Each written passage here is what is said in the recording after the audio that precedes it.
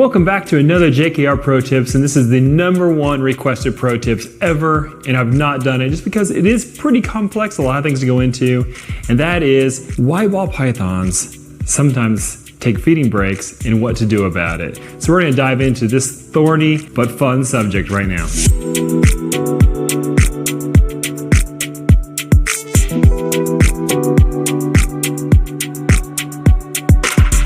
So if you've ever owned a ball python or even just heard about ball pythons, you probably know that it's just one of those things about them that people say they go off feed. And that's definitely true. In the past 20 years here at Jacob Elk Reptiles, we've hatched over 10,000 ball pythons. Plus we have our own stock collection of all different ages. And we can definitely say, without reservation, they do go off feed in a very natural way. It's just part of the species and who they are. So in preparing for this video, I came up with 4 main reasons why ball pythons go off feed. The first one is stress. And stress for a ball python could just be anything that makes it feel uncomfortable. It could be that it doesn't have anywhere to hide. For ball pythons, that's the #1 stressor because in the wild they choose to be underground. They only come in at night. They don't want to be visible to predators. So if you have a caging situation where they're in an aquarium or some situation where they're in a large space with nowhere to hide, they're going to feel stressed and nervous, and that's not going to make them want to eat. Another aspect of stress would just be poor conditions. Could it be just bad husbandry or improper temperatures or sometimes way too hot a hot rock or a heat lamp that's too cold or too hot, or you name it. There's so many different things that can make the animal feel stressed because the environment's not correct or healthy for the animal. It's kind of like if you were put into a very, very, very cold situation or a very hot situation, feeding wouldn't be your #1 priority at that point. Another reason they go off feed is because they're generally just picky. Ball pythons tend to be very habit forming. We're going to talk about that more later, but definitely so when it comes to their choice of food. A lot of times what ball pythons are fed as babies, what they're kind of established on early, they tend to get very, very stuck on that in the sense that they establish that smell is what they eat. And sometimes if you're offering them a completely different type of rodent or a size of rodent that's very unfamiliar to them, or even if you're trying to offer them frozen thawed instead of live or vice versa, all those things can lead to having a picky eater, which means it just wants what it wants, and that's just how it is. The third reason they go off feed is a seasonal reason.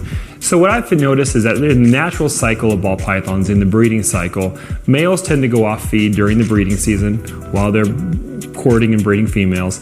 Females also tend to go off feed during the breeding season once their follicle size gets to a certain size, and they go into ovulation and laying. And so that seems like a natural cycle just built into ball pythons, and it seems like even at the younger stages they tend to kind of fall into that cycle early. The last reason, and I think is the main reason that is most misunderstood about ball pythons eating, is they are massively creatures of habit. I think more so than other species, ball pythons tend to really focus in and get stuck on whatever they're doing. So by that I mean, once the ball python is eating good and doing great, it can do great. But maybe something will happen. Maybe it'll get bit by a rat. Maybe you'll offer it a weird prey type. Maybe it'll get scared and startled at some point and it'll skip a meal. You know, for most of us, we think that's no big deal. But for a ball python, that can just create a little trigger in its brain. Then if a negative occurrence happens the very next feeding, then suddenly it has 2 refusals under its belt. And then if you try again the next day, then it may have 3 refusals in a row. And suddenly, you've created a trend, and it seems like the ball python tends to fall into a habit. I think this is the most common thing that actually gets ball pythons into a long, extended feeding break. It's for something will happen, whether it's seasonal or stress or prey type or whatever, but it'll fall into a habit of not eating that will suddenly start to reproduce itself over and over and over, and it's hard to break that cycle. But we're going to talk about how to do that in this next section, about how to get your ball python eating. So to talk about how to get your ball pythons eating again, we're going to go through exactly the same 4 scenarios that cause them not to eat and talk about how to correct each one. And you may just need to work through some of these, starting with the one that you think may be your problem first. So the first one is stress, and that comes down to conditions. Ball pythons are very secluded. We found them in Africa. When I lived in Africa for a full year where they were from, and we would find them underground, we'd find them in termite mounds. You would never see them out in the open. That's not where they like to be. They like to live underground, they like to be completely secure where predators can't get them, and where they can find food. So the main thing in your caging requirements is not only do you need to get the temperatures right, but you also have to have lots of hiding places. Your desire to see them in their cage does not really match up with their desire to be hidden. You kind of have to give up what you want in order to keep a nice healthy snake, and that's just a choice you make when you get a ball python. The other part of it is you have to keep the temperatures right, which is about 90 degrees in a hot spot, ideally some sort of lamp or under tank heater that's on a thermostat. And you're going to want your ambient temperature to be about 80 degrees, which is fairly warm too. So they can move between an 80 degree spot and a 90 degree spot to get to be the temperature they want. And you're going to kind of want to have hiding spots on both different temperatures so they can also stay secluded in either temperature. So what do you do if your ball python is just picky about prey type? A lot of times people will come at it from, I just keep offering what they don't want until they finally break down. But I think that's cruel, honestly. I think that if your ball python wants something specific, the best way to get them to transition to what you want them to eat is give them what they want and slowly start to transition it through scenting, or just get them pounding so well and such a good habit formed for what they want that someday when you offer something else, they'll have a good eating habit and they'll transition. I found that to be far more effective than basically starving them out while trying to get them to eat exactly what you want them to eat, either that's frozen thawed or prey type or whatever. It's kind of like people. You want to lead them gently down the path towards where you want them to be. You don't want to try to force them. They're just going to dig in their heels and it's going to make it worse for everybody. If your ball python is off of feed because of a seasonal reason, honestly, the best thing to do is just be patient.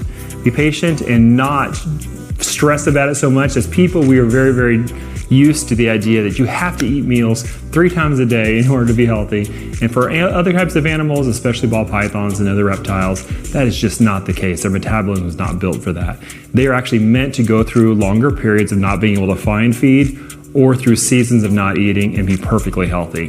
And so the main thing is if your snake is off feed because of a seasonal issue, you're going to know that first of all if the ball python is at least a year old approximately. That's typically when we're in that first season where they're going to start to go off feed. Or if you're in the process of breeding it, or it's in the middle of winter and it's just going off feed for a period of time, that's perfectly normal. I think the main thing during that zone is not to over offer. Give it what it wants, what it was eating, but only offer it once every 2 to 3 weeks or so. Therefore, you're not creating this really, really strong habit of not eating when it just doesn't want to eat for a little while, and that's okay. So the last thing is habit. How do you correct a ball python has a really bad non-feeding habit? And that is usually you correct it by not establishing it in the first place. I think the ideal thing is that when the snake starts refusing meals, you don't offer over and over and over when it doesn't want to eat. Give it some space, change up the environment, and try again. That's the number one thing. So what do you do if your ball python already seems like it has a really strong habit?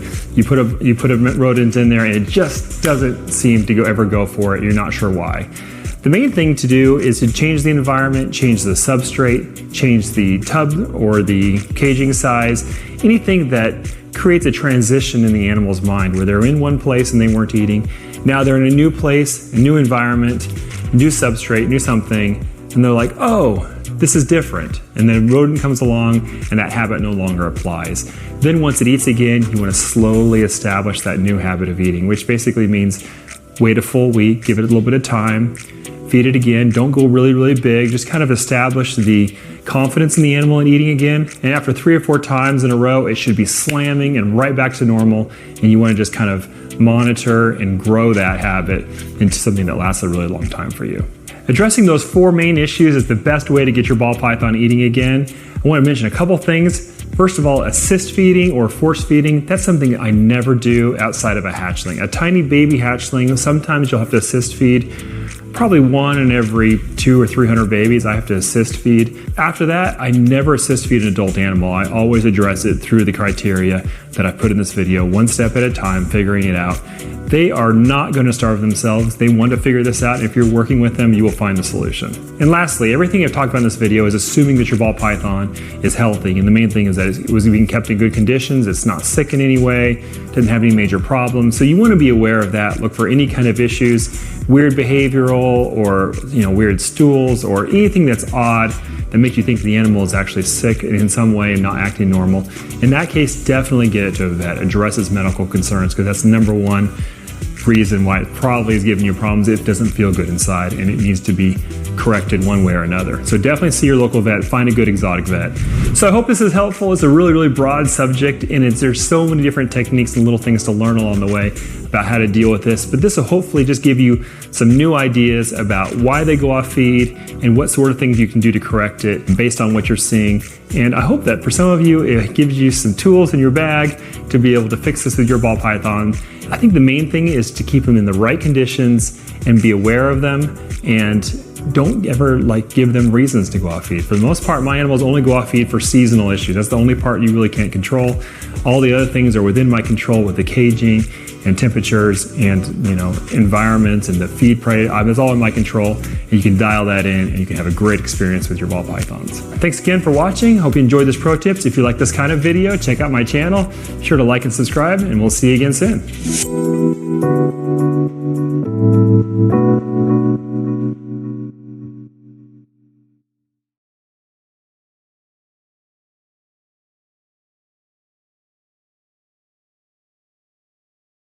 Today, we're going to show you the difference between crocodile